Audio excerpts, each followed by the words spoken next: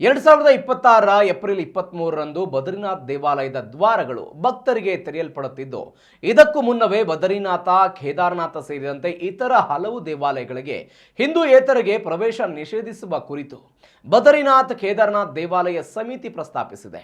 ಬದ್ರಿನಾಥ್, ಕೇದಾರನಾಥ್ ಸೇರಿದಂತೆ ಅದರ ವ್ಯಾಪ್ತಿಯಲ್ಲಿರುವ ಇತರ ದೇವಾಲಯಗಳಿಗೆ ಹಿಂದೂಯೇತರ ಪ್ರವೇಶವನ್ನು ನಿಷೇಧಿಸುವ ಕುರಿತು ಬದ್ರಿನಾಥ್ ಕೇದಾರನಾಥ್ ದೇವಾಲಯ ಸಮಿತಿ ಪ್ರಸ್ತಾಪವನ್ನು ಮಾಡಿದೆ. ಈ ಕುರಿತು ಸಮಿತಿಯು ಮಂಡಳಿಯ ಮುಂದೆ ಅನುಮೋದನೆಗಾಗಿ ಇಡುವುದಾಗಿ ಅಧ್ಯಕ್ಷ ಹೇಮಂತ್ ದ್ವಿವೇದಿ ತಿಳಿಸಿದ್ದಾರೆ. ಈ ವರ್ಷ ಚಮೋಲಿ ಜಿಲ್ಲೆಯ ಬದ್ರಿನಾಥ್ ದೇವಾಲಯದ ದ್ವಾರಗಳು ಏಪ್ರಿಲ್ 23ರಂದು ಭಕ್ತರಿಗೆ ಮತ್ತೆ ತೆರೆಯಲ್ಪಡುತ್ತವೆ. ಇದಕ್ಕೂ ಮುನ್ನವೇ ಹಿಂದೂಯೇತರ ಪ್ರವೇಶ ನಿಷೇಧಕ್ಕೆ ದೇವಾಲಯ ಸಮಿತಿ ಚಿಂತನೆ ನಡೆಸಿದೆ.